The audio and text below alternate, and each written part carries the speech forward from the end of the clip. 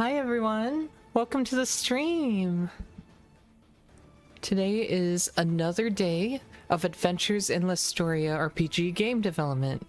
We're developing an RPG game using the OLC Pixel game engine. And today we are actually working on a couple of bug fixes, and we are going to work on more monster AIs to continue chapter 4. Now before I started the stream, I spent a little bit of time actually writing down some notes. So one thing I like to do is right after I finish streaming, I like to review the footage. I want to review what I coded, how I coded it, and see if there's anything I could have done to improve, or maybe I just spot little things that I'm like, oh, that makes more sense now that I'm like spectating myself code it versus when I was in the moment and actually writing the code. It's a slightly different experience, right? And sometimes you catch things as an observer that you don't catch in the middle of your like programming sessions. So I wrote down some notes here, and we're gonna do a little bit of cleanup work plus a little more bug fixes. To give some context, yesterday we found some bugs while navigating the Overworld map. So I went ahead and we fixed one of them, but another one, and that still exists, is when we press the up analog stick on a controller, it actually just keeps navigating up, up, up, up, up, as high as it can in one go, in one frame. And that's a problem, so we're going to be looking into that today. But I wrote some notes here of other things that I either forgot to do or wanted to do. So first, we're going to make sure unlock checkpoints are still good. I think I left the if statements in for unlocked checkpoints, so we're just going to verify that real quick. I'm going to head over to the state overworld map. This is the code we modified yesterday for the bug fix. We're actually still in the connection point fixes branch, so if we have to make any more modifications to the connection points, this is where we would do it.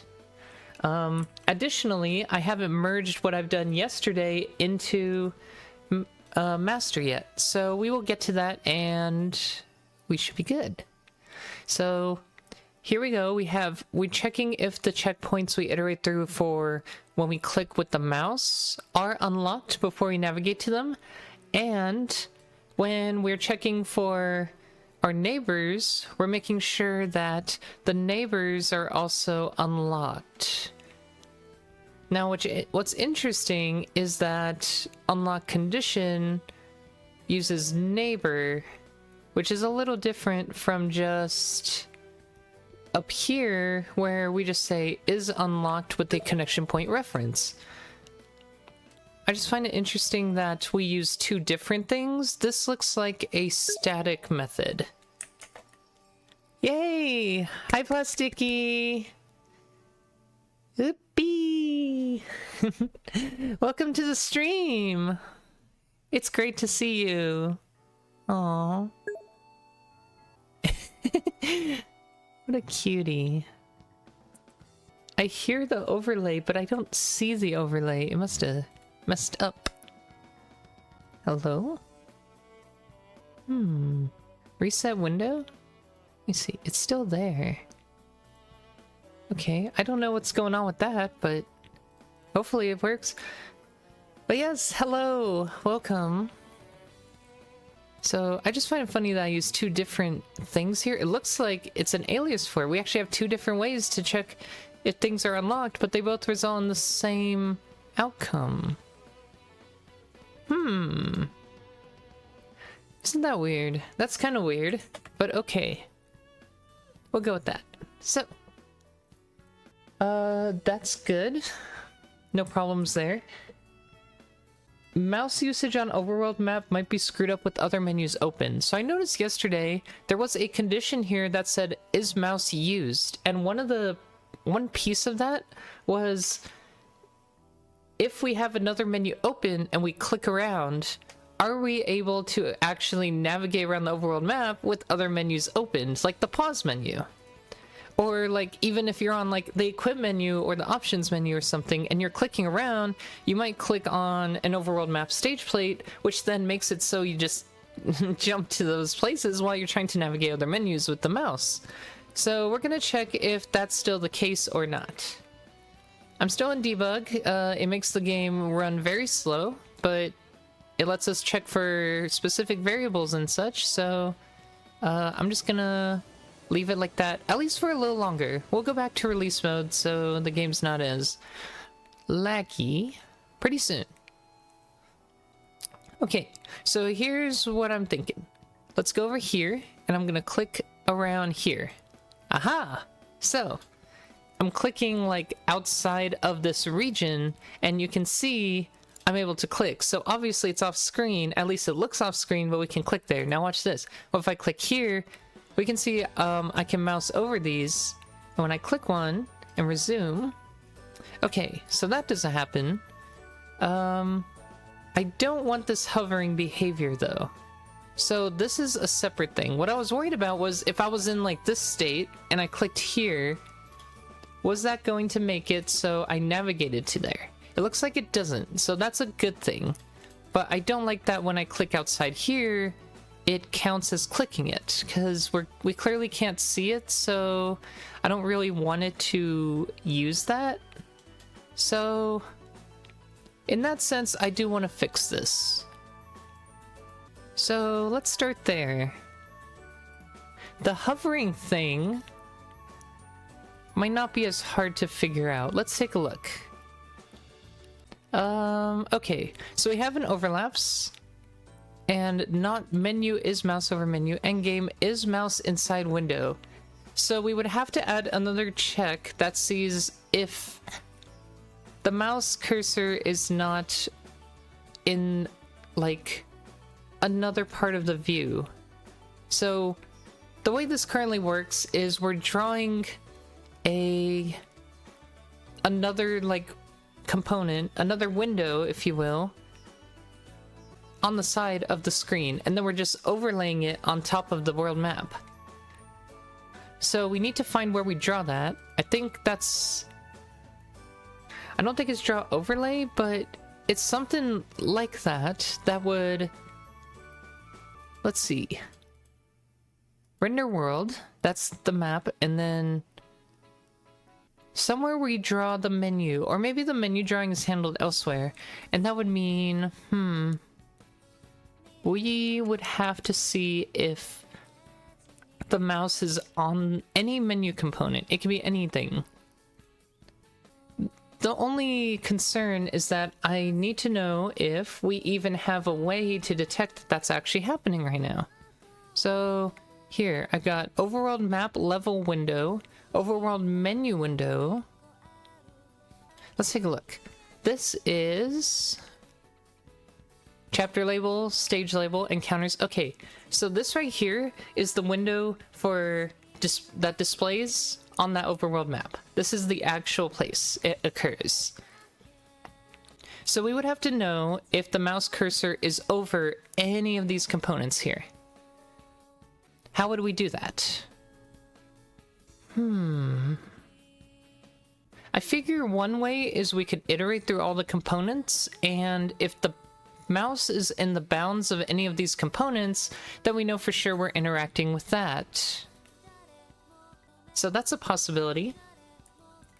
We could also just look at menu component real quick.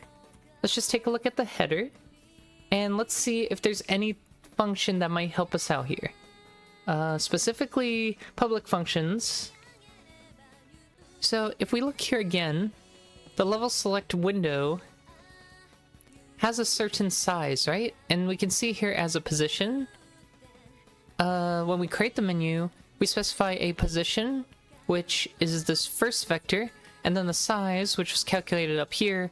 And you notice we just use some math to determine, okay, 1/3 of the screen minus 24 for the bounds. And so what this does is makes it so it's just on that right hand side, because we're positioning it from the edge of the screen, subtracting 1/3 of the screen. So this makes sense. We just don't have a way to detect that right now, but I guess we have to look at menu for that. and we probably can just grab the size and position and take a look at that.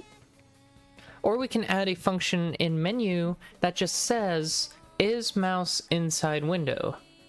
Oh, here we go. Is mouse over menu. Returns whether the mouse is hovering over any portion of the menu, thus can be used if a menu is not supposed to cover up everything to determine mouse interactions. There we go. That's what I'm looking for. At least if it works the way I think it does. It's a static function. So we see it has an overlap based on whatever menu is currently at the top versus the position of that menu and the size. I think this is perfect. This does exactly what we want. So let's try it out. It is a static function, so it uses whatever menu is currently open. Let's go back to here, and we're going to say, only do that highlighting bit if we are moused over that section. And clicking. Both clicking and the mouse over. Although the mouse over part should only happen when we have this menu open only.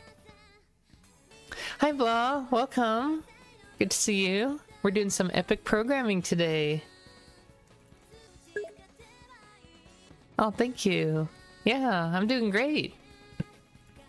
I hope you're doing well also. Okay, so let's not navigate with the mouse if the mouse cursor is not within that region. So we're just going to add here and not menu is mouse over menu. That should fix that. I'm going to switch back to... No, let's stay in debug mode. I have a feeling we're going to need debug for a few more things. Here existing? Well, that's cute. I see you don't have the Smaha Comf emote anymore. I don't think I do either. It appears I do not. Oh, I see. So you've kind of been gone from Twitch. That's fair. Very, very fair. I mean, I've been gone too, so we're both in the same boat here. But yeah, I hope things have been well for you. Haven't talked to you in a little while. Alright, so now I can try the same thing. I can click over here and nothing happens. I can click here and we're fine. So clearly that code did work and is doing what it's supposed to do. We can't click anything that's outside there. Now, can we hover over stuff outside? It looks like we cannot. That's also good. We can still hover stuff when the menu's open like this. Maybe we should fix that. I guess we could. The question is, how do we detect that? So when we start, we have one menu, so to speak, open. I guess we're looking to see if there's more menus on the stack. If more than one menu's on the stack, we know there's other stuff open on top of the overworld map. We shouldn't be clicking around and setting the connection points to different targets. So if I go back to draw, highlighted a stage, it gets set to true when these conditions are met. But we only want to do this when the menu stack is 1. So let's check that early. This is like a very early condition to check for. So we can even check it outside of the for loop before we even enter to say, hey, do we even have enough menu stuff? Menu, I'm looking for size. No, not that kind of size. I'm looking for the stack. Can I just type stack? Okay, I can. And it's static. Okay, so I'm looking if the menu stack's size is equal to 1. Because if it's equal to 1, it means there's only the main overlay present. And if so, then highlighted a stage could potentially change. Oh, you got it again. Nice. Very cool. But yeah, it's good to see you. So we'll test that out now. And if that works, then I'm happy to do another commit And then we're going to look at a few more miscellaneous things that I meant to do. I said I was going to do, and I just get sidetracked or find another bug. All sorts of fun stuff. Today's going to be a slightly shorter coding stream. I started a little late, but that's okay. Ooh. You hate how I format my code. Oh, yeah. A lot of people hate it because I don't press the spacebar. And I also have most, if not all, auto formatting off. So most of the time, if I don't type it, then it's not gonna look pretty. Or I should say, since I have to type everything, it's not gonna be auto formatted all pretty, so. Yes, a lot of people... Okay, so the highlighting target is gone when other menus are in play. Okay, so that's that. And I've even recently started doing... I found this out by accident, but I'm like, I'm totally on board with this. I recently found out even this is valid code, and I'm like, let's go even more, even less space typing. I'm sure people hate that. I'm like, oh god, I hate it. It's cursed. Mostly because I want to see as much code as possible. So I actually have 3 ultra wide screens. So when I'm looking at code, I have a lot of room to see what I'm doing. But I still type very long lines of code, so it still goes off screen. So if I don't type spaces, that's the possibility to see the most amount of code. I try to keep the font size kind of big because I stream, and it would be nice if others saw at least what I could type. Like, I could do this, but then it's a lot harder to even see what the heck I'm doing. So this is kind of like a middle compromise. It's like a middle ground. I guess, like, the irony is I wanted to be readable to viewers, but the code is not actually as readable as it could be because it's not pretty. So I don't know. That's just how I code also. Like, this is the way I prefer it. I think I hate auto-formatting because it just... Sometimes I don't want it to indent, sometimes I want it to indent, and there are a lot of, like, rules to play with. Like, Visual Studio lets you customize it a lot. I could be like, okay, I want it to do spaces here, but I don't want, like, leading or trailing spaces. Like, you can make it do this, you can make it do this, you can have it on new line. You can, like, set all this up to do it how you want, but I found that as I typed more and more code, I was like, I really just don't want to keep hitting the spacebar a billion times, and I don't want to... I guess the best way to put it is I don't want to rely on the behaviors of an auto formatter when I'm not sure if I'm going to have the same rules when I go to another computer. I hate it when I go to another computer and all of a sudden I start typing, like, for example, when I'm in VS Code. Where's my VS Code right now? If I start typing stuff in here and then I'm like, oh, now it auto indents differently, or it uses spaces instead of tabs, and then I'm just confused again. If I turn all auto formatting off and everything, then I am completely in control of the format in any editor.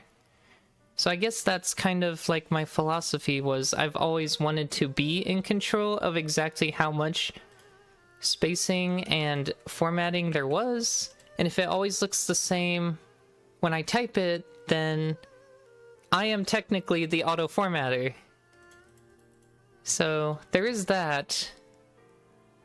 I'm just trying to find a way to defend myself because I'm like, that is an interesting question, right? Why do we code the way we do? I also like to do this a lot, which also can get a little tricky, but internally I've learned to program that way. I mean, that's very fair. If I have to actually, if this code wasn't just me, like if this project wasn't mine, then I would definitely spend more time tidying up the code or using an auto formatter for the sake of other people. Like, you have to compromise at that point. I think for a personal project, you can kind of do what you want. And yes, I am the only person that works on this code base, so I'm going to use the code format that I enjoy. Although my game is open source, so others can look at it, I'm not going to cater it to the world, I guess is the way to put it. But I don't mind sharing the code or showing the code, because I think showing the process of programming is the more important part, right? At least that's the idea. There's a lot of arguments to be had about this, and we can go on and on, of course. Yeah, so I have, well, back there is the DDR setup, the ITG setup, so that's where we go to play our step games. You can kind of see it if I back up here. See little bars, and then the pads are on the floor there. No, I'm a hobbyist programmer. I just code. I just enjoy coding. It's a lot of fun. I know a lot about programming because I've done it for so long, but I've never done it in a professional environment. I've taken a few courses and internships just for funsies, or I was given the opportunity to. So I've learned a little bit in terms of like how dev pipelines worked. I've worked with other people, like I've done pair programming, I've done like agile development, I've done like, obviously I use Git even in my personal projects and all that, and I spent a lot of time on web dev, because web dev, a lot of people that become full stack developers full stack developers are very much needed, so, or gives you a lot of potential to get hired. Blah. You end up not stepping too much, huh? That's very fair. If you are going to work on a code base professionally a lot, you probably just inherit those design decisions and choices yourself, not only to get used to it, but probably it's a good idea too if you're just used to it that way. And trust me, I don't disagree that my code is unreadable. I understand it is. It's a very deliberate decision. And when I first started writing C++, of course, it was very much... it was a lot prettier, I should say. As I learned the language more, I learned the tricks and stuff that I liked, and I've stuck with that. So, on one hand, I kind of preach the whole make sure your code is readable in the future so that when you come back to your code in a year, you can read it. At the same time, the actual formatting is not very readable on my end, so... oh well. There's a lot to be said about this. So, this is good now. We fixed this. I actually want to do a commit real quick. I don't think that's quite how physical rhythm game works. Because you can actually transfer a lot of skills from other physical rhythm games between each other, but you can't really translate the physical aspect of it when it, like, backwards. Like, you need... the physical aspect is really just the hardest part of a game like Dance Dance Revolution or ITG, is that you really have to condition your body. Your body is part of the thing that holds you back from being able to progress in the game. Which is a good motivation to stay active and be fit. So I think it works great. So what did we fix?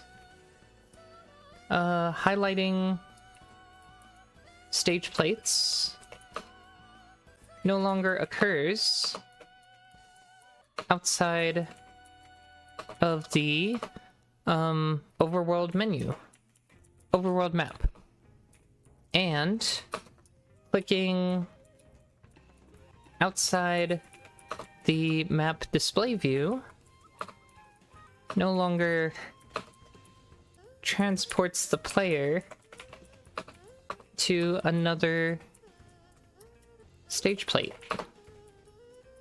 This actually might be a good commit for the demo as well. So what I might do is, first of all, this branch isn't really relevant anymore. Well, I guess it's still connection point fixes. How about this? Let's commit this. Release version, release build. 12298. And I'm going to cherry pick this particular commit. That's fine.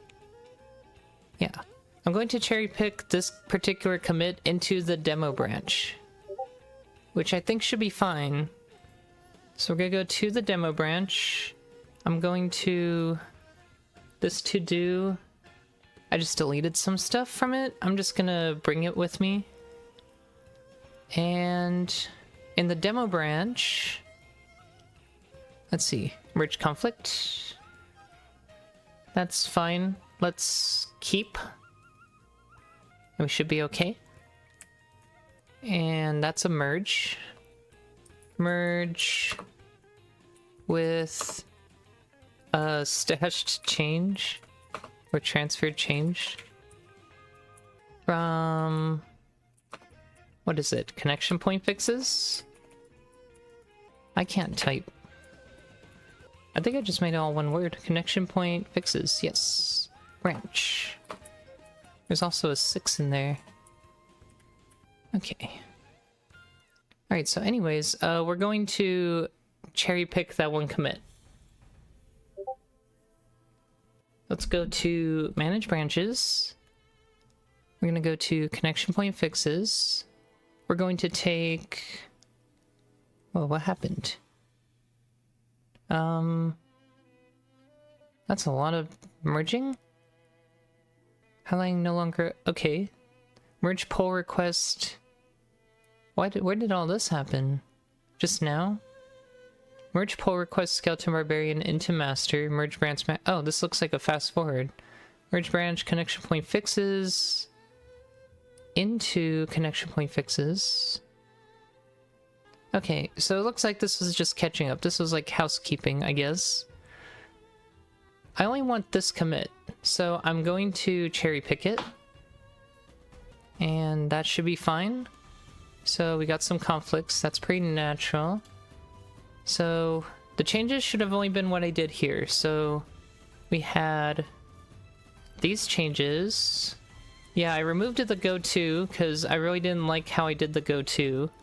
So we're now keeping... there should be another condition here. Menu is over mouse. Yeah, so we want to take the source. I think we want everything from source. Like nothing here should be bad code from the looks of it. Yeah. We're just replacing all that. Any more conflicts? That's all of those. Okay. So we will accept that. These two, on the other hand... oh wow, this is old. This is very old. Okay, anyways, we're taking the incoming, of course. Wait, there's no conflicts here. 10 auto merge, that's fine. Wait, is that fine? No. We're not gonna auto merge that one. So take the incoming, and version we're going to keep current. Because we'll rebuild and that'll just be on an older release version. So everything should be good now. I'm just gonna make sure the game builds. The demo build builds.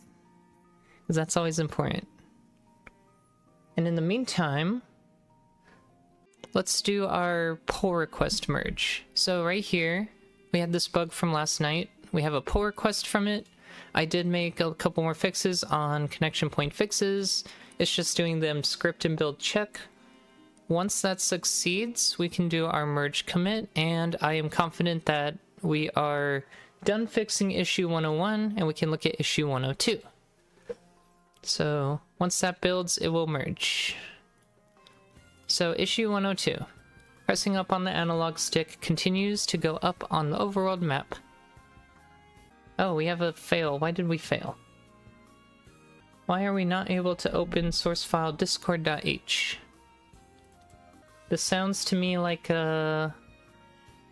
something was wrong with the project settings. Why is there something wrong with this? Oh, we haven't rebuilt the demo since I moved everything to the dev drive. Shoot. Okay, so when I redid everything for the dev drive, I also changed all the paths. So I kind of need to do that again. I guess I need to write all this down. Okay, we'll come back. I will stash for now. Yeah, we need to come back. Shoot, I didn't even think about that. So let's go back to connection point fixes. And we'll just grab... okay, so we'll come back and do this. We'll abort this cherry pick.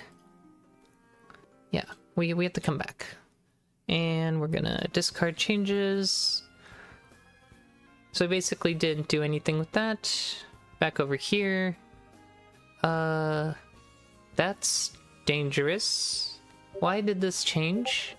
I think my key file, the key header got reverted. I need to check this off screen real quick. Oh. Okay, that's fine.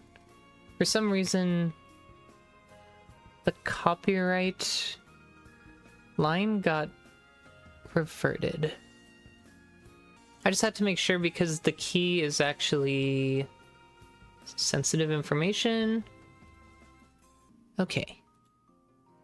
So I just had to make sure nothing was wrong with that. For some reason there was a undo to the file. Probably just from it trying to force checkout back to this while other stuff was in the middle of being checked out. I don't know, it was weird. But yeah, what was I gonna do? Oh, okay, we're gonna get the new project settings real quick so I can apply it to the demo build so I can build the demo again in the future. So yeah, all this changed. In fact, I'm going to remove old stuff as well. So we changed this.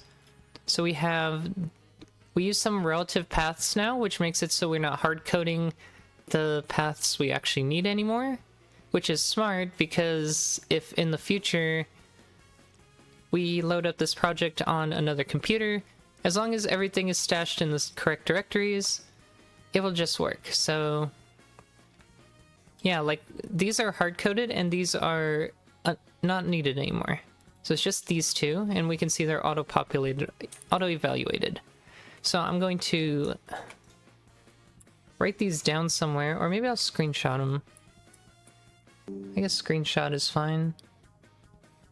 I guess I could actually copy-paste these.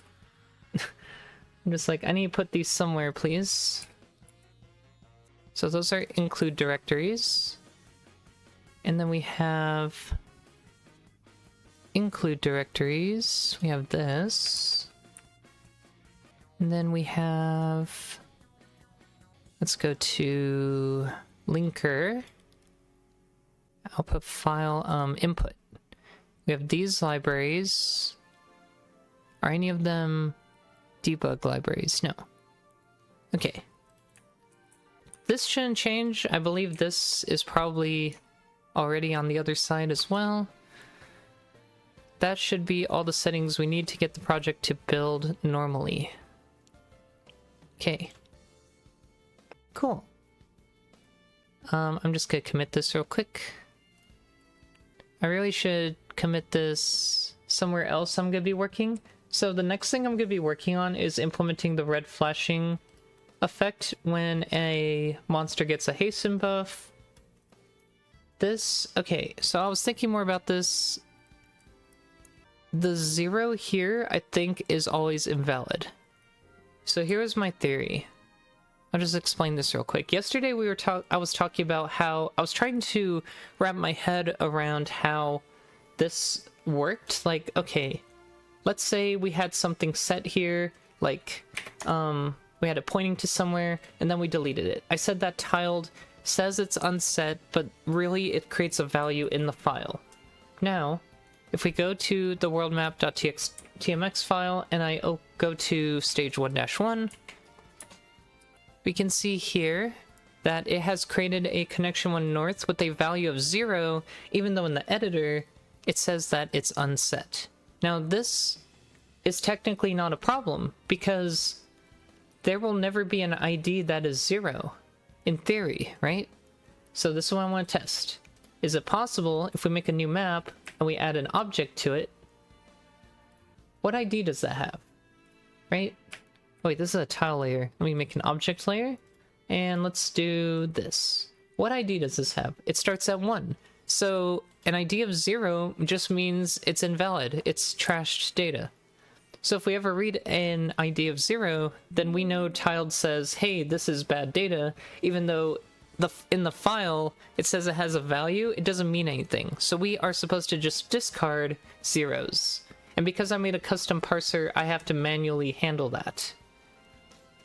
So it's good to know that that's the case. So now, knowing that, we can make our fix. So 0 is always invalid. This was just something going on in my head yesterday when I was rewatching my footage about, okay, how does this actually work, right?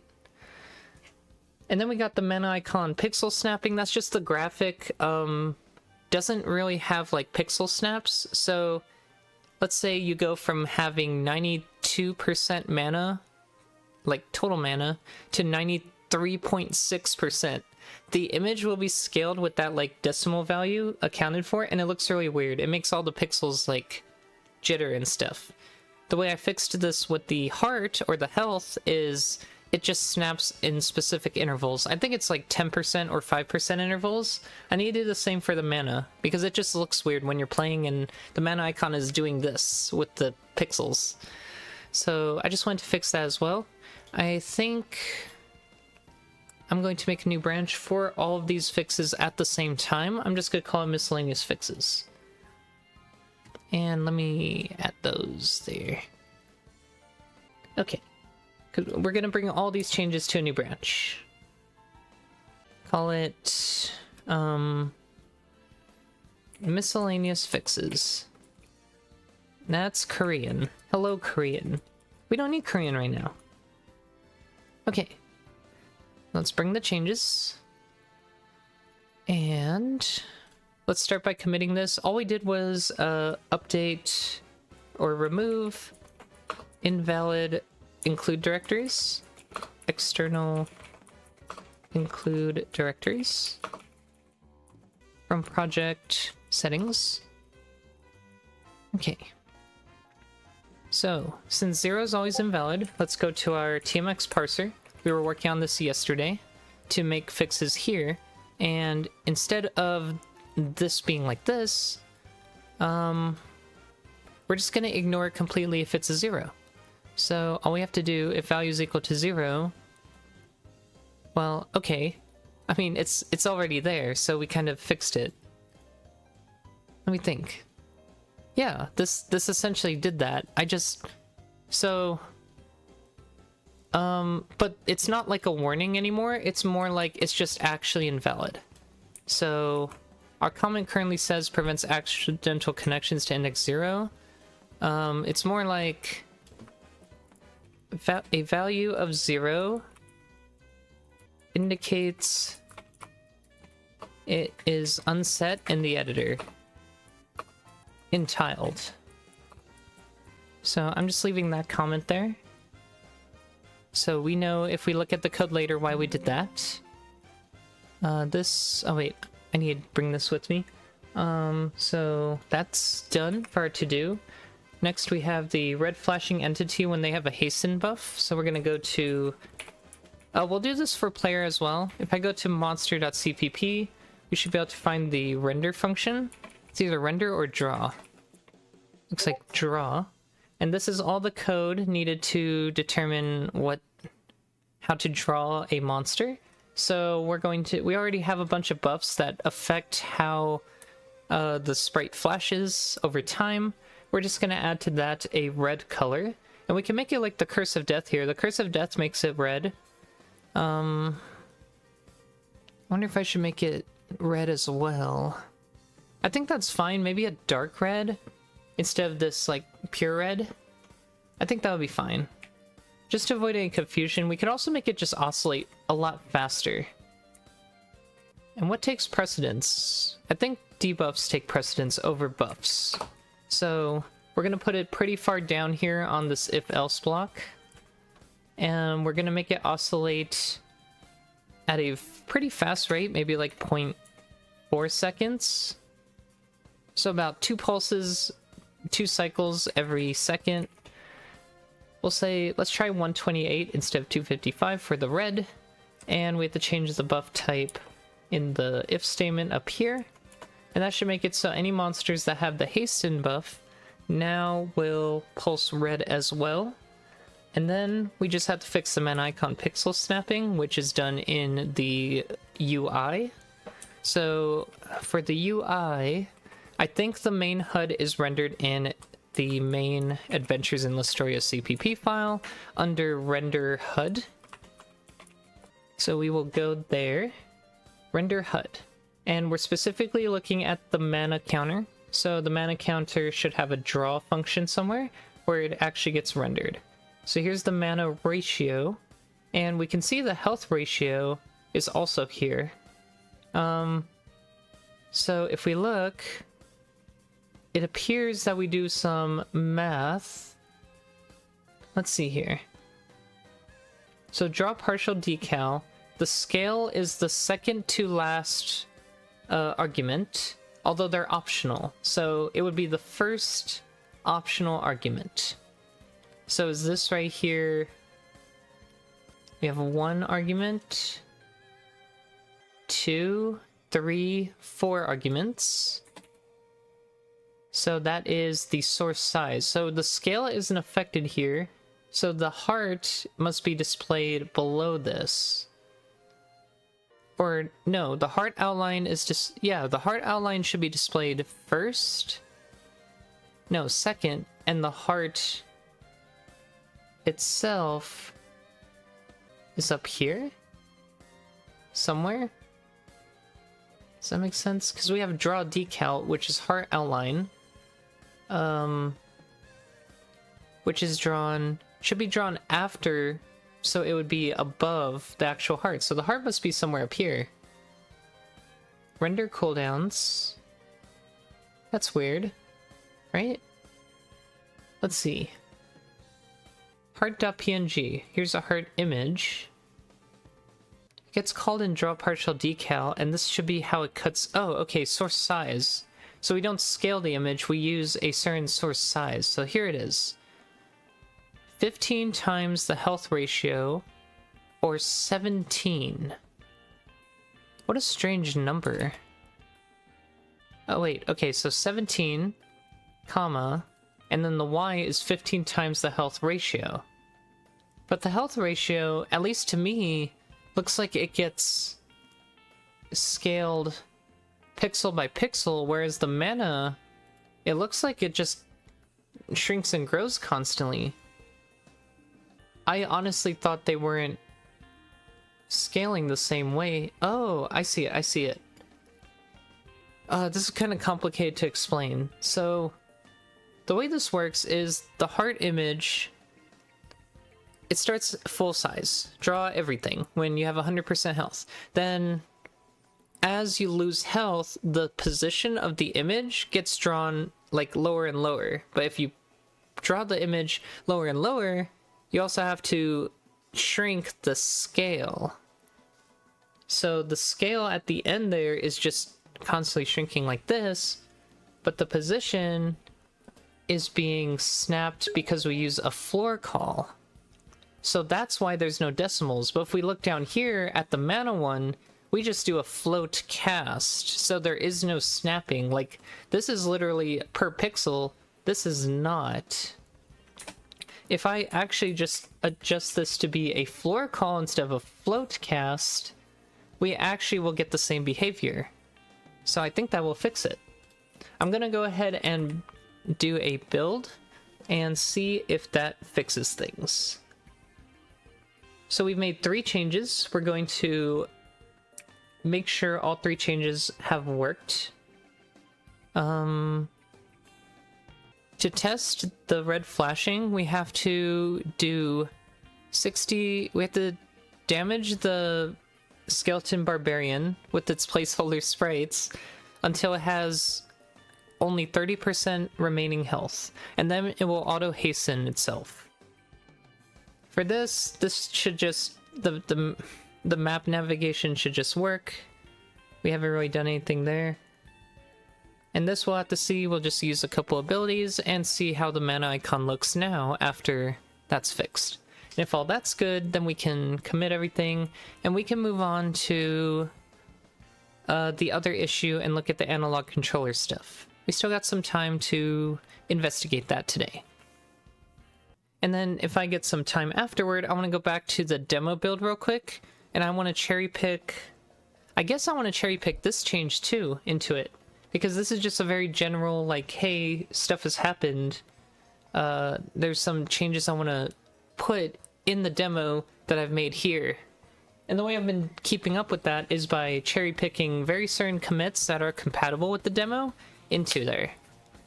Okay, so we have an error. Let's see. Starting the game with the default... Oh, okay, so the key got erased. I was hinting at this earlier. The key got messed with, so I need to put you all on a hidden screen real quick while I enter the secret key. Secrety secret. Okay. Should be good now. And I just have to run the game again. I don't have to rebuild anything except that one file, which doesn't really take that much time, and then we should be good to run the game.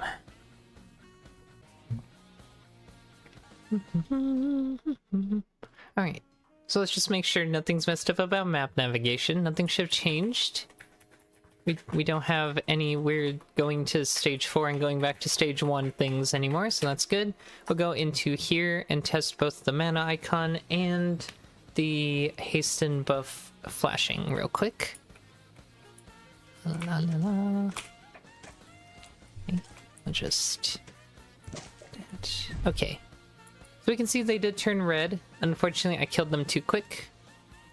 I did not pay attention to the mana, so we'll check that again. Let me switch to controller. It'll be easier to control if I do it that way. Hello? Controller? You want to turn on? Okay. Okay. So we still have that bug where if I do analog stick up, it just skips straight to as high as it can go. So we still have to deal with that. But that's fine. Alright, so let's just do that. Yeah, that's fine. Okay. Oh, they just stay red, it doesn't even oscillate. Okay, so we can see the mana image is... It looks like the position... So you can kind of see the positioning thing I was talking about earlier. It's definitely not doing what it's supposed to do, though. Like, if we see the health go up, it just... You can see the image just fills up, but the mana image is sort of doing, like, one of these, where it's shifting, and it's shifting and shifting. So, I think I have some wrong numbers there, which is making it display funny. So let's take a look at the math real quick for this. We're doing 15 times the mana ratio here. And we look over here, it's... Oh, I see, we have a float here too. Okay.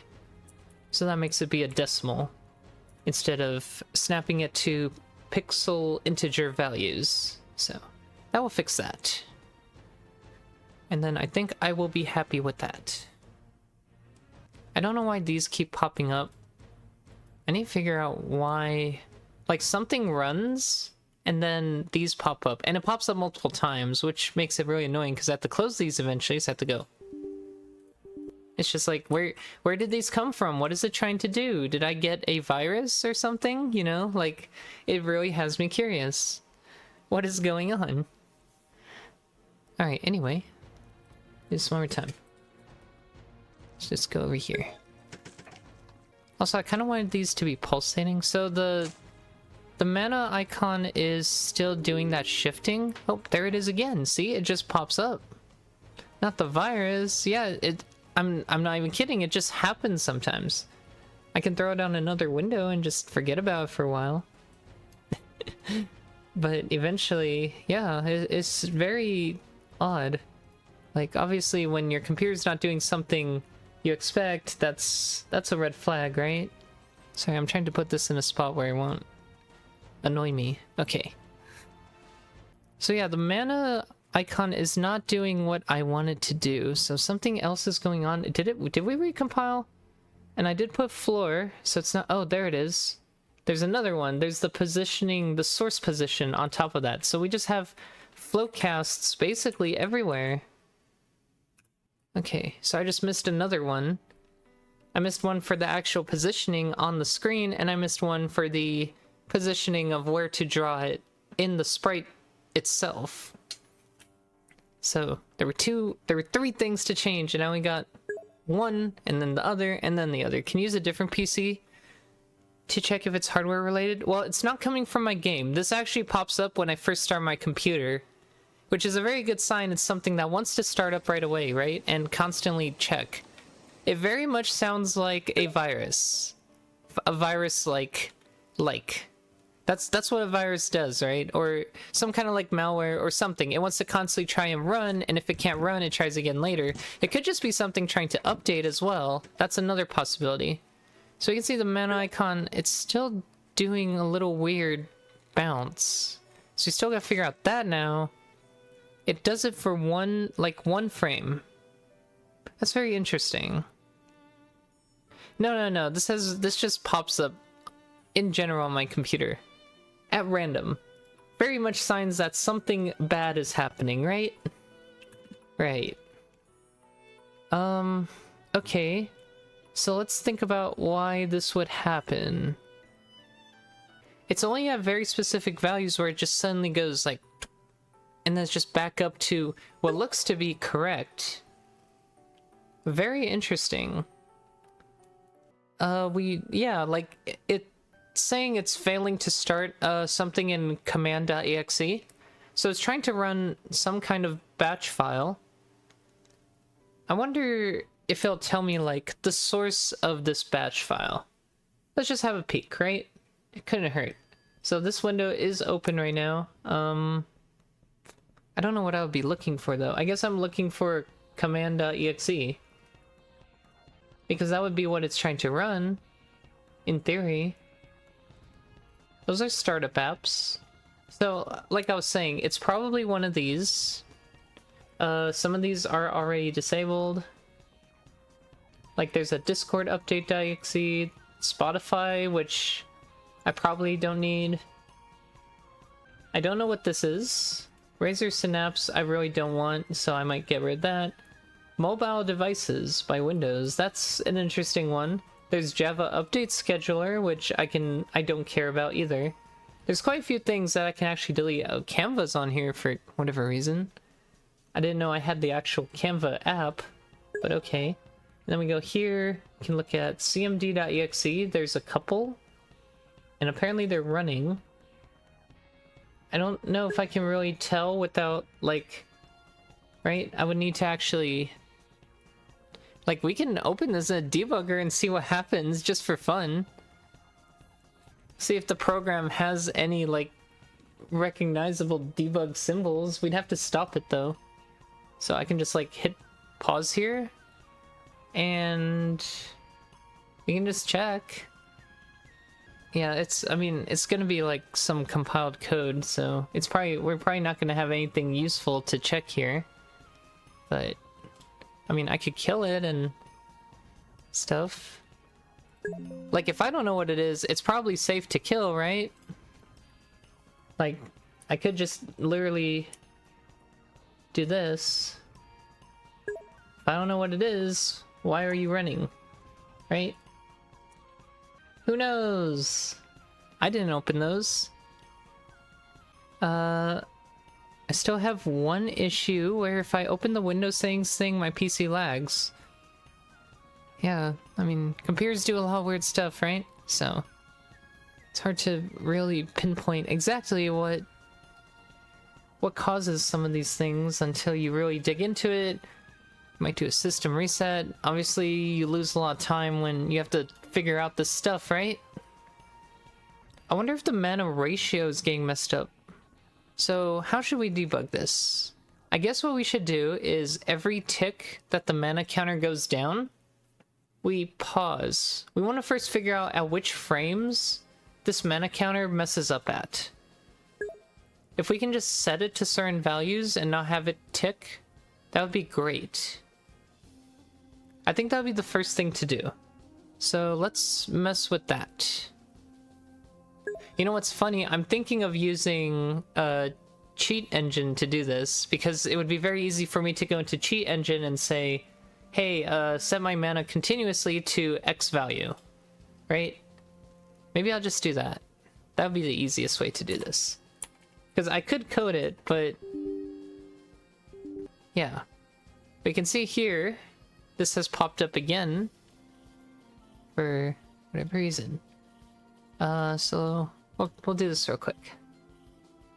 Let's just go to a map with nothing in it. So I can debug my game using cheat engine, which is absolutely hilarious. I didn't think I was gonna end up doing this, but here we are. Okay, let's...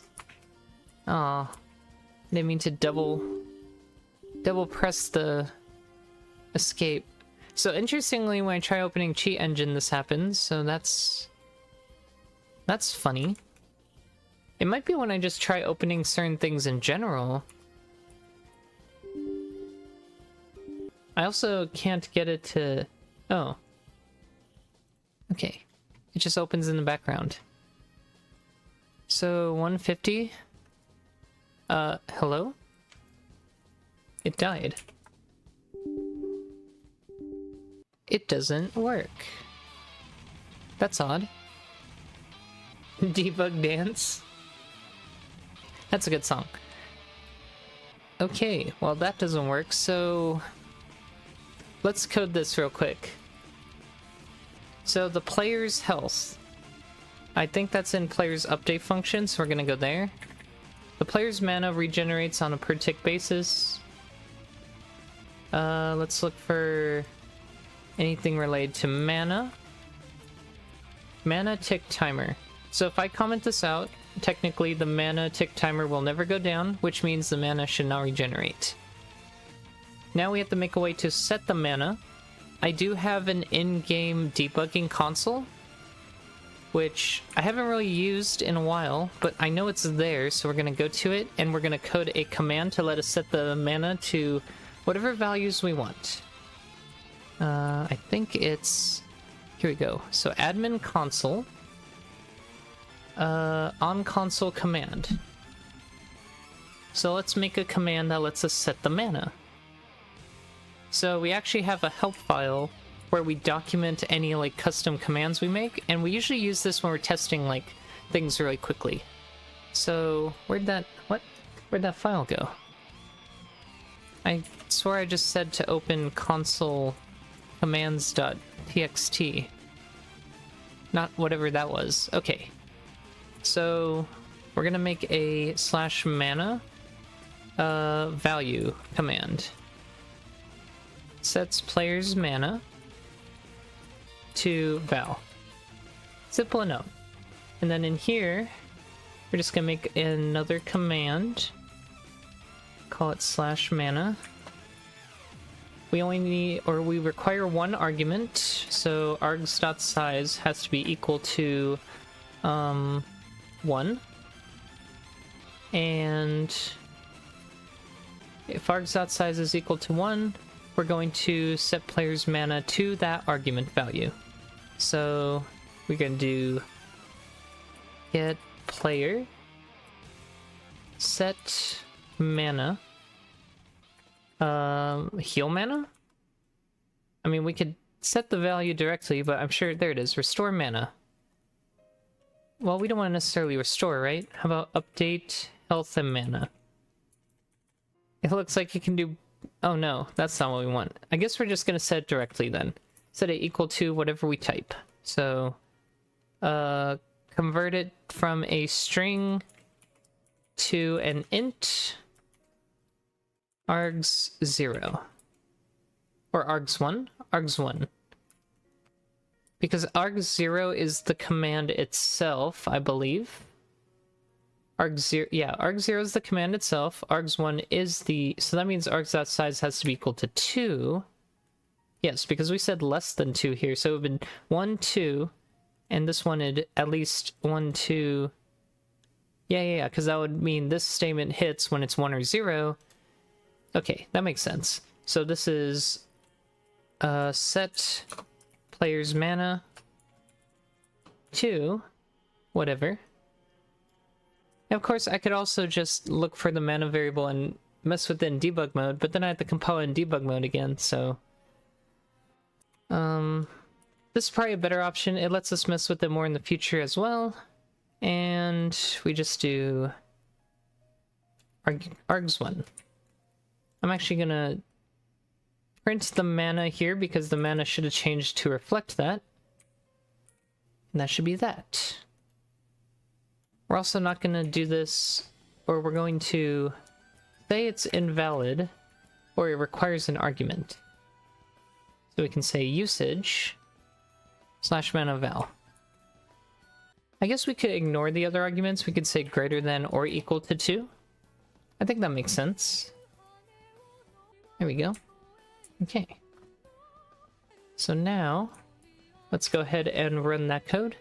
The player's mana should no longer go down or go up, and we can type in any values we want to see what the icon looks like, and then we can debug from there.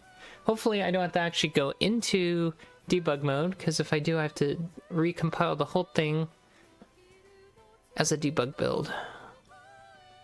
So hopefully we can figure it out just plugging in some numbers and seeing, right? So again, we can go back to render UI now and try to use this code to figure out what's going on. So let's do that. Okay. So should be able to use an ability here. We can see the mana goes down, but it doesn't restore anymore, which is what we expected. So right now the icon looks off. I'm just gonna do it one more time. And yeah, we can see it goes down, and then I would even argue that... Okay. Seems kind of random right now. There's no guaranteed, like, hey, it is shifted or it's not shifted, but it is going, it's either going here or it's going here. So it's one of those two. So my initial hunch is that because it's floored, there are certain values that make it like barely go down. Like this might be floating point error. This could very well be floating point error. And maybe we don't notice it with health, but we definitely notice it for mana. Maybe that's just coincidental, like the way the numbers work out or something. It's very interesting. I almost want to... For a moment, let me entertain the idea of, is it possible the value here ends up being different from the value here? Like, let's think about that. What if the error from this value ends up being messed up compared to this value, and then when we floor it, we end up 1 pixel too low or too high? That's my theory. Now, can we consistently get it to display a certain way based on a certain number? So for example, 56, oops, we know 56 displays it this way. And we go to 57, it's displayed normal. If I go back to 56, will it do that again? Yes. So always certain numbers cause this. That's going to be helpful. So right here, I just paused it, and we're going to take a look. The mana ratio is this. So my question is, what does 1 minus mana ratio resolve to? 0.46. If we multiply that by 15, what do we get, right? Like, we can math this all out and see how the error skews everything. So before it gets floored, it's 27.0000. At least it says here it will evaluate to that. Does that mean it actually will? That's another question, right? I guess we'd have to really print it out to see what happens. And then we look here, 15 times 1 minus the mana ratio is 6.99952. So I'm starting to think that's the issue. And here, ooh, look at this. 15 times mana ratio is 8. Now the reason why this is concerning is because the position offset should be the exact amount we are sourcing. So if 15 times 1 minus the mana ratio, like let's say this actually, through float resolution, this ends up being 7.0, right? So 7.0, that's not 8, but this resolves to 8. So 1 minus mana ratio is messing it up by 1 in this case. Now let's look at another scenario, but if there is no flow resolution, maybe this actually goes down to 6. So I would have to see how these resolve. Maybe it'll tell me. Let's see if floor calls will tell me, or if it's optimized out. Oh, you know what? The values in here might be populated. So source pause resolved to 6.0. Oh, so it did go from 6.9999952 to 6. Whereas this stayed at 8. Pause is at 27, so that's 20 plus 7, which is why it's 1 pixel lower. Because it originally started at 20, so if the size is 8, it's gone down 7, but then the scale is 8, so it's got 1 extra pixel there, which is why it's scaling. So the issue is this 1 minus mana ratio, and I bet it does happen with the health ratio, just in a different way. So the way we have to fix this is we need to at least get some consistency right after we do this 1 minus mana ratio.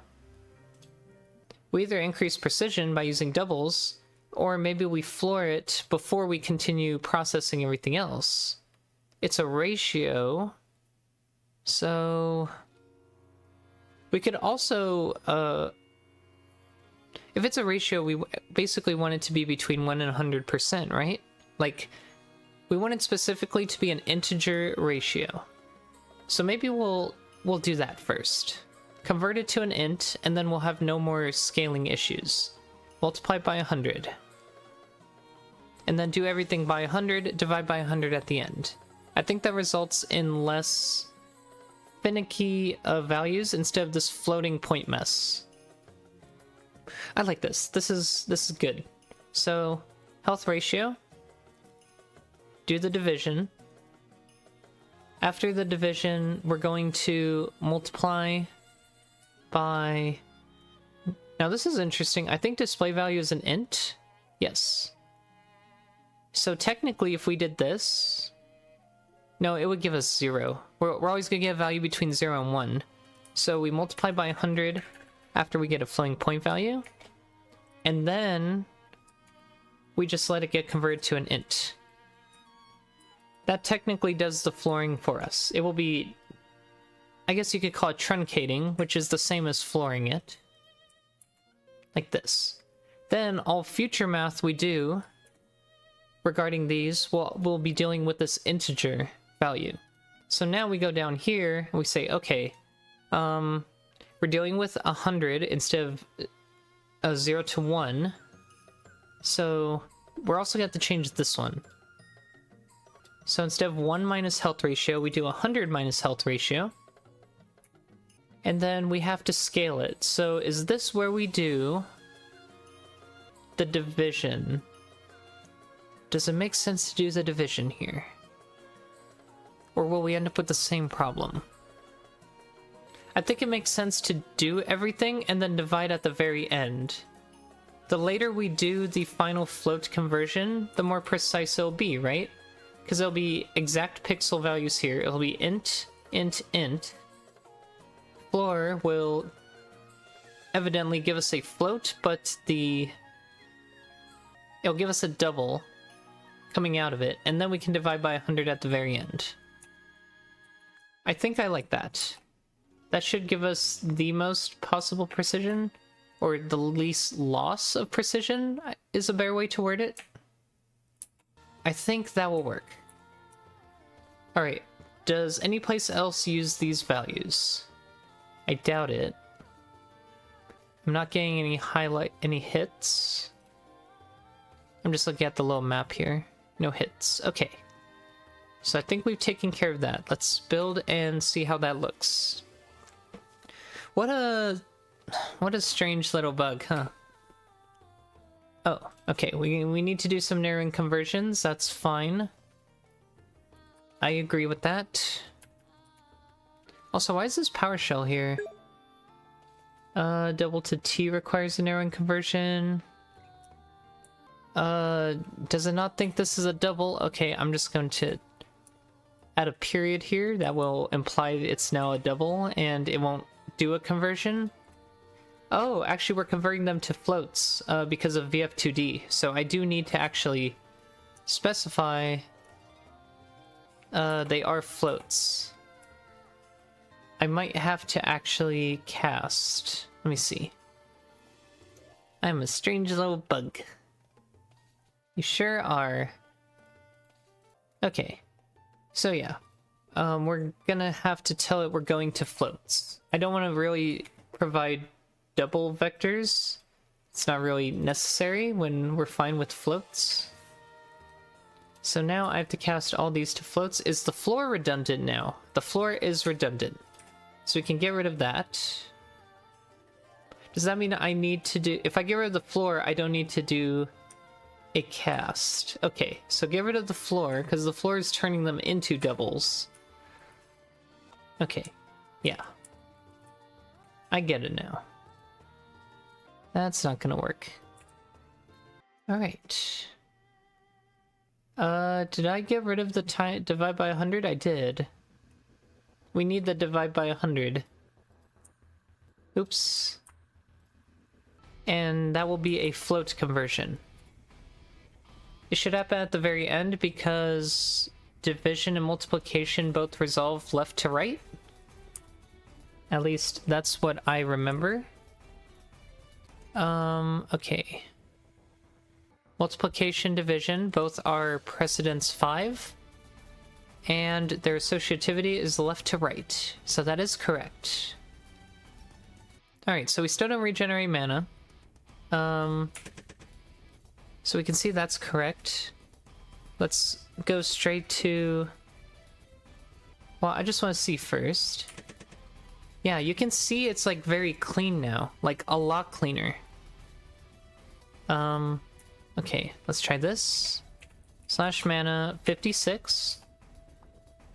That looks really good. This looks a lot more like I intended. Okay, beautiful. That's much cleaner. Now it doesn't snap, which frankly I could do, like the health snaps. I'm not sure why the health snaps. I think the health snapping was actually a mistake. Let's get hit by a monster real quick. I bet the health now goes up and down very smoothly. Yes, it does. Now, do I like that? I think I like that. I think that's perfectly fine. I don't see a reason to have the, like, little bits. I think it was okay, or it's okay like that. I think aesthetically, it is pleasing. So I do like that. Very good. So those are the fixes I had to make. I'm just gonna write those real quick. They were... Oh, so for hasted enemies, I also have to get rid of the mana regen not working now. And before I commit this, I want to make sure I didn't break anything by running my unit tests. So we haven't done that in a minute, so I'm gonna let that run while I take a quick bathroom break. I don't think we'll have time to do much else, but let me at least get cleaned up here for the day. And then we can call it. Yeah, this PowerShell doesn't need to be here. Test Explorer. Let's get our build done and run every single test and make sure the game is still running as expected. I'll be right back. Alright. So, build succeeded. I think it's running the tests now. Oh. What happened? Unhandled exceptions. Okay, that's not good. Let me open the log. Where did it open? Or it didn't? Debug.log. Oh, this is what the developer PowerShell is for. Come back. No, not the command window, the PowerShell. We can do read debug log. If I can find it. If not, I'll just type it. Yeah. Read debug log. Okay. Oh, that's not it though. That is the debug log for when actually running the game, not the debug log for unit testing. You missed using small emotes. Very fair, very fair. Okay, this debug log, oh, it's got nothing in it. Great. Yeah, this is interesting. There's quite a few tests failing. I wonder what's happening. Something's definitely happening. I'm trying to think what could have possibly changed. Oh, if we're testing or if we're not in testing mode. Some of these run strategies now mess it up. Or a lot do. But why? What is the common denominator here that says this is now messed up, right? If run strategy messes with all these tests, something must be happening. So I guess we're about to find out. Do I want to stop it or let it finish? I kind of want to just stop it, and then we run a fresh test once I figure out what's going on. Okay. So... Oh, I see what's happening. When we make up monsters with test name, we don't have a strategy for them that actually works. So we were just making up a strategy, and then before the band-aid fix was to completely ignore the whole running the strategy. That's why we did that. But in reality, what we need to do... okay, let me go in and edit this. This is actually very important. Because we have to... once we fix this, every test name monster will now have a proper strategy. So we go to test name. Okay, it doesn't exist. Did I do something wrong? It's not an NPC. Oh, it might be under... What's it called? Because this is copied over, so it's not from here. There's an additional unit testing config that it reads. I'm trying to remember what that was. I guess we could find out by going to adventures and... Oh, actually. Initialize game configurations. There should be something specifically for test purposes in here. Or we made it up. Hold on, did we just make it up? Yes, we did. Okay. So, do we specify a strategy for it? If so, how? Display name, strategy, by default is run towards. That should work then. But there's no test monster, so it probably can't reference anything because the monster data doesn't actually validate properly. Somehow. Okay, that might be a problem. I think I'm starting to see where this is getting at. We just have to figure out what in this is actually messing with it. Because get strategy... Oh, it's from strategy data. So we have to populate strategy data when we do this. I think? No, because the strategy is move towards... Time to debug. That's enough guessing. Alright. Unfortunately, it's not quite clear why that's breaking. But we're about to find out when it does break. Alright, so let's go here. We'll breakpoint that. And we'll run it again. Also, we can dock the PowerShell. Okay, Strategy, run towards. Do we just not initialize them? Ah, we don't initialize them. That's why. Why don't we initialize them? Probably because we didn't care or needed them before. So, set up test monster. I think we just do initialize strategies. Monster strategy. Well, let's see. How do we normally initialize them is the next question. Because it works fine in, like, player tests, I think. Maybe? Maybe not. So we're looking for anything related to strategy. We can look in monster strategy helpers. We can look in run strategy, which... Here we go. Initialize strategies. Why do we not just do this? Very simple. Easy enough to do, right? And they would be in there. Let's try it out. Why doesn't every test fail? It's because some particular tests don't even use monsters. So anything that requires monsters now requires initializing strategies. So we have to do this now, if we want the strategies to exist in the game. Then we can go... Let's see, monster tests, I think definitely will need it as well. We will go ahead and add that. You can see here we actually already do that.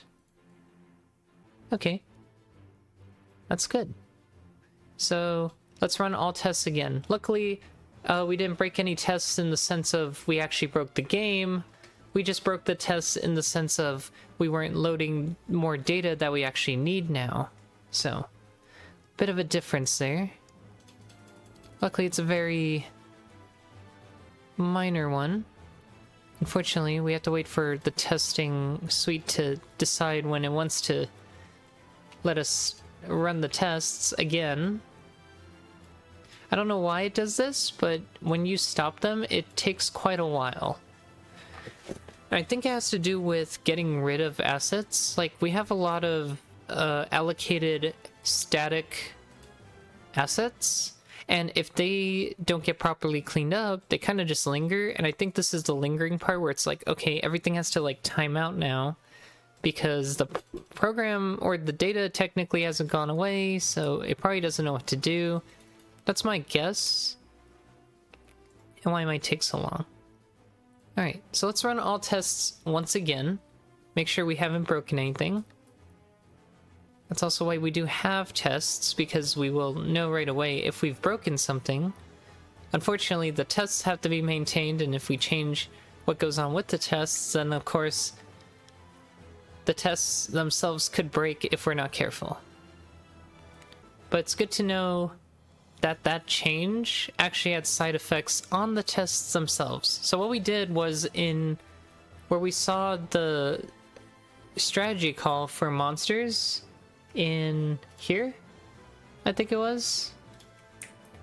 Well, it was somewhere, but basically the loop where monsters get updated, we basically said, hey, we don't care if you're in testing mode now, you're going to load all this. So, or you're going to run your strategy. That makes the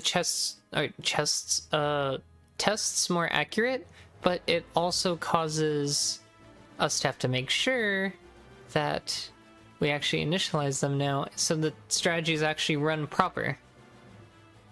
With all these tests returning positive, we can call it good for today. And we made a decent amount of changes, not the changes I necessarily wanted to. I really wanted to work on the controller bug fix. We'll definitely tackle that tomorrow, now that we've addressed some miscellaneous concerns. It was just when I was looking back at the stream the other day, I realized, oh, I didn't do some of the things I said I was gonna do. And when I realized that, I'm like, ah, now I gotta actually do them. So, yeah. Now we are actually doing them. Epic gaming. Isn't programming fun? God, I love programming. It's just the gift that keeps on giving. You never know what you're gonna work on a certain day. You never know what problems you're gonna run into. The problems themselves can be exciting to solve. Surely I program soon too. Is there something you need to program for? Like, aren't you working on something computer related? I think most computer courses make you take like at least an intro to programming, right? Any kind of like computer related degree nowadays. Oh, thank you, Plasticky. So smart. So pretty. Thank you. Small Python section. Yeah, it's expected, I think, for a lot of folks to at least do a little bit of programming. Not a whole lot, but a little bit. Text files in Linux. Like outputting files, messing with commands and making them output a certain way. Those kinds of things. The most basics of things. That's very fair.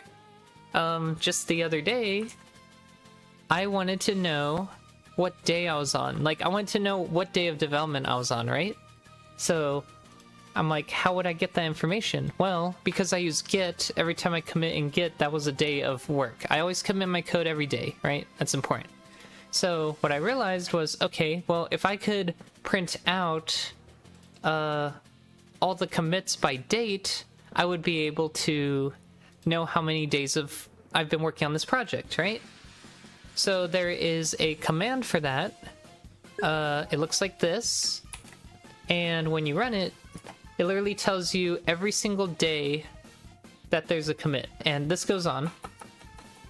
So this is every day there's a commit and the date it was, or every commit with the timestamp. So you can see there's multiples here. So one of the things you can do in Linux is you can get rid of any unique values. So you just pipe it, right? Oops, I wasn't done, but I can type on the next line. Unique-C, that's case sensitive. And now we get all these sorted by unique values and their counts. And yeah, you can see how many, or you can see now each date, how many times you've been counted, or how many times that line appears. So finally, if we wanted to know the total, we just say, okay, give me the line count of the output of this command. Boom. We've been working on the game for 439 days. There are 439 unique days in here. I think I typoed my stream title because it says 430, but it's clearly 440. Yeah, so this is just like Linux commands. That's what you can do with them, right? That's probably what you're working on. You're just outputting random data in different formats, organizing them in certain ways, using all the inbuilt commands. Like, that is the power of Linux, though. It lets you do things like this pretty easily. It's fun. It's fun to learn. I think it's fun to learn. I think it's fascinating. And the best part about computer programming in general, or using computers like this, is you can make computers do whatever you want. I think it's very cool that you can be like, hey, I'm going to make the computer do something I want. Computers can be more than just used for media or games, right? You can actually manipulate them. More interesting than whatever I had to do with Active Directory. Oh no, not Active Directory. They tell you like user admin management. Gross. You have to like manage permissions, create groups. God. Yeah, you do. Anything related to IT, you definitely need to know the basics.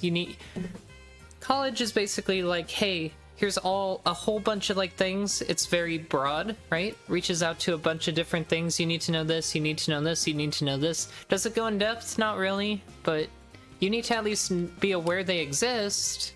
And if you want to explore more, you take a more advanced course, or you just go and get it yourself and explore, right? The in-depth part is supposed to be the final part. Right now it's just the basics. Yeah. when you take more advanced courses, of course. Yeah. That's how the curriculums are typically designed. Yeah.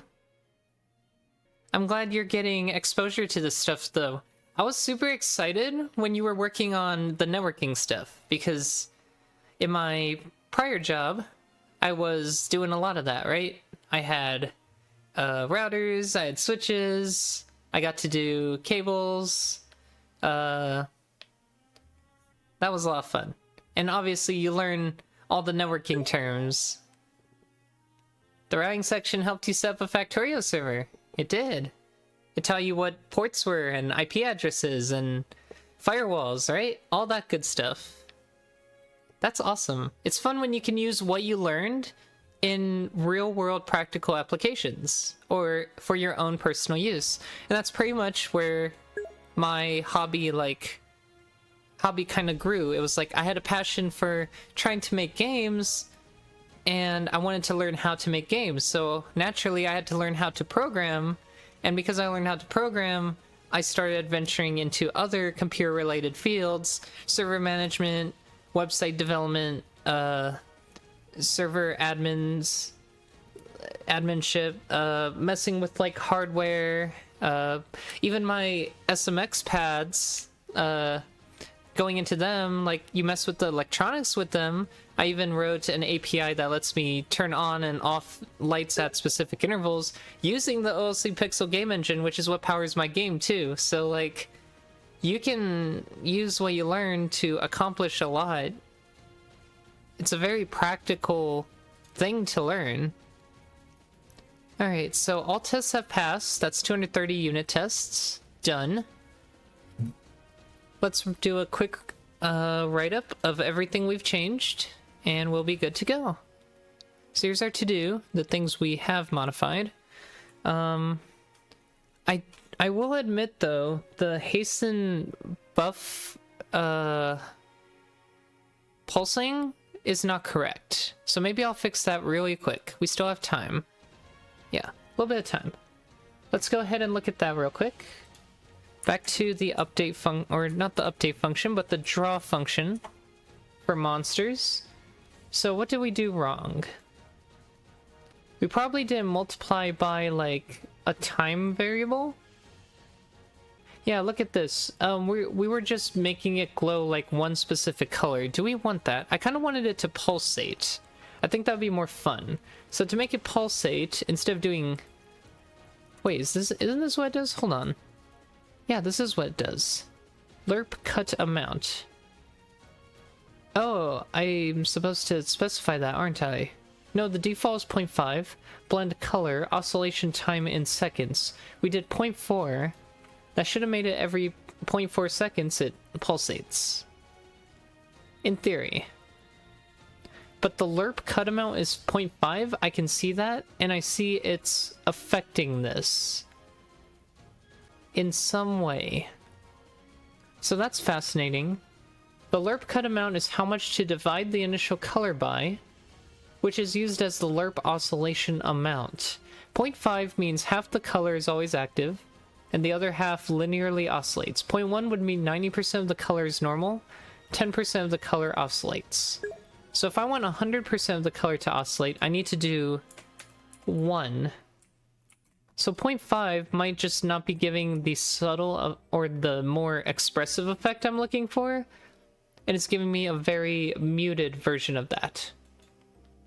Also, the time of 0.4 seconds might actually be wrong. It's entirely possible that's the case, but let's see what happens. So now I'm going to run the game again. Let me get out of unit testing. I wanted to check again how much a static IP costs, but the ISP webpage for it isn't working. It was around $10 for a static IP. Ah, I see. I'm surprised your router doesn't have like a way to forward just like a range and say, hey, anything from this range, you know, gets counted as going to this, to your public IP, right? Like, I'm surprised that's not a thing, but, you know. Yeah, it's not oscillating, which is really strange. Is it because it's just the value I chose? Like, should I try 1 second or something? It's kind of weird that it doesn't oscillate. It's supposed to oscillate. I would hope it oscillates. Maybe I just implemented it wrong? It works for the player. I know the player has oscillating color. I'm currently mostly single player gaming, so it wasn't really worth it. Fair. Very fair. Oops. Let's see. Okay. Well, now it's just black. So there's clearly like a... It clearly affects what happens here. I'm starting to think this doesn't do what I think it does. Or maybe it's inverted or something. So let's try this. I want to see what happens when we do it like this. But we might have to play with them more next time.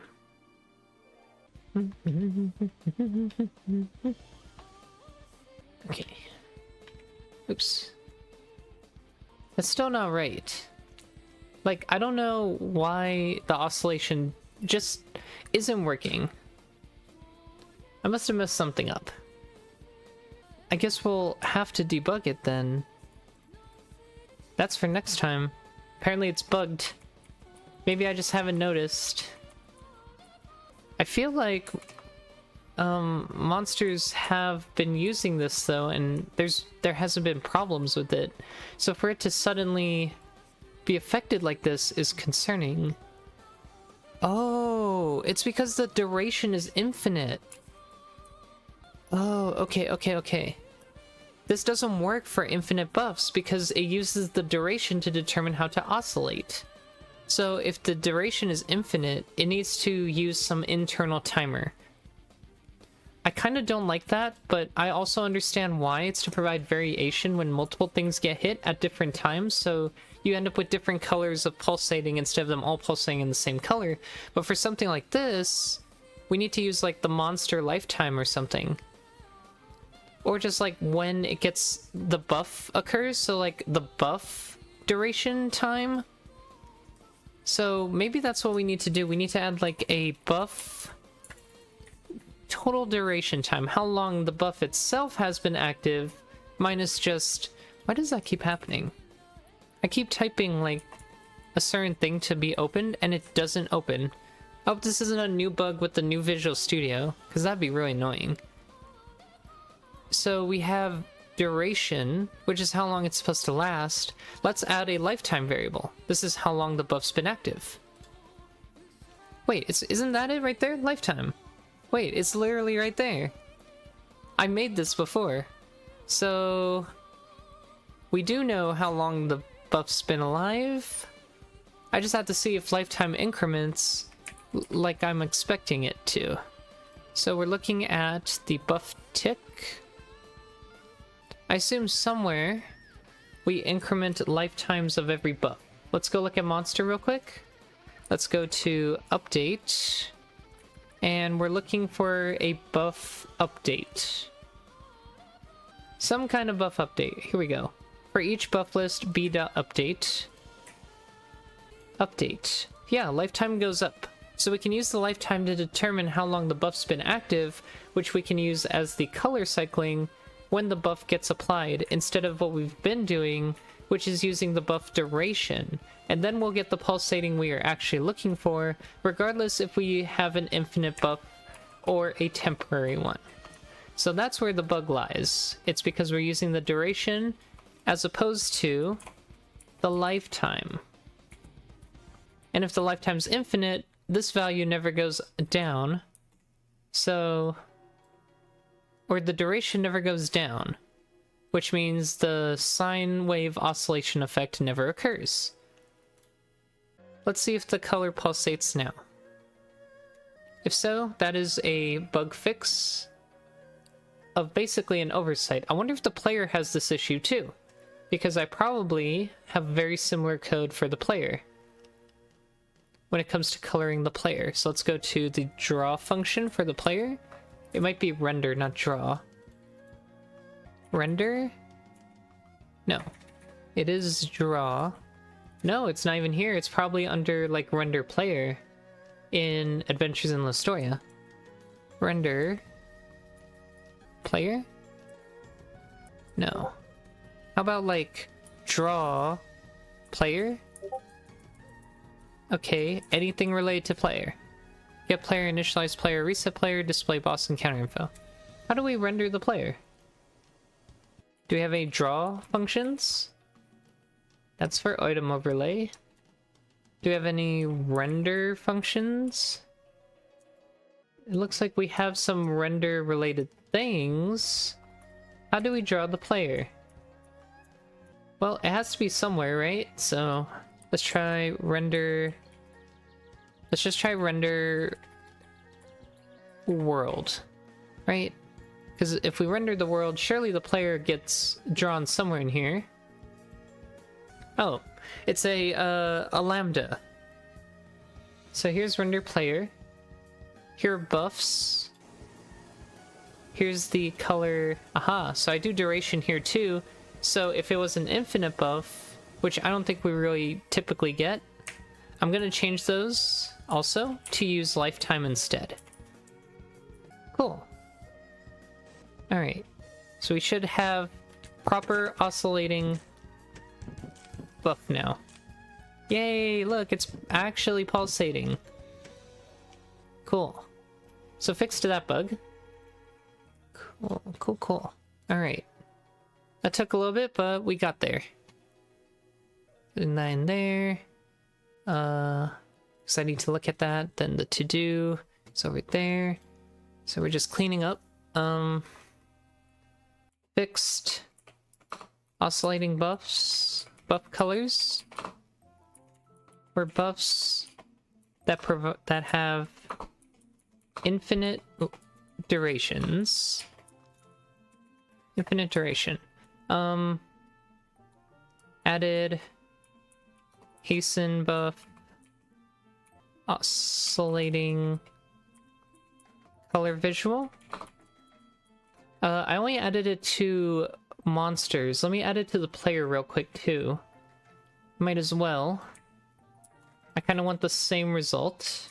So hasten buff. Because if the player gets it, which there's no way for the player to get it right now, but if they did, then I would want that to occur as well. And then we can say hasten buff. Again, I think I want debuffs to appear over buffs. Although I have buffs appearing on top of debuffs in this situation, which is funny, so I don't know. We'll leave it like this for now. And decide what overrides what in the future. Right now, nothing really conflicts with each other, so it's fine. And we want it to be red, 128. Oscillating through the whole color spectrum. Interestingly enough, I use get runtime for this instead of the lifetime, which makes sense. I agree with that. These want to be zeros. And instead of 2 times, I want it to be 0.4. So it's a pretty fast oscillation, just like the monsters. And the oscillation is for actually the other half. No, it's for the whole thing. So it's going to be up to 128 for the oscillation there. These two are zeros, so they won't oscillate at all. We should be good. Cool. So that's for the player. I'm just gonna rebuild that real quick. Let me build 12.3.13. Yeah, no, actually, it's still 3.12. Okay. Added hasten buff, oscillating color visual. Where's the to-do list? There it is. Mana and health icons have proper integer snapping. And before I commit this, I'm going to update the to-do. The next time we work on this, we want it to cherry pick. God. Cherry pick. So it's gonna be this commit here. Whatever it ends up being. Actually, I'll commit it now. This is release build 12313. Cool. Save. So yeah. I want the ID. Wish I could just copy that real quick. I guess I can copy it from the website. Here it is. Here we go. Okay. So we're gonna say cherry pick this commit from bugfixes and cherry pick this one from connection point fixes. Cherry pick from connection point fixes into demo. Or I'll say for demo branch. We have to do that next time. That way the demo gets like any modern changes that don't actually affect, that aren't like brand new features for the game. So we do have to fix that. Cool. And with that, we are done for now. Great. Did quite a bit today. Yay! But not the bug fix we intended to do, so that's for next time. For those of you that tuned in today, thank you for watching. Hope you enjoyed. And we'll see you next time. Bye.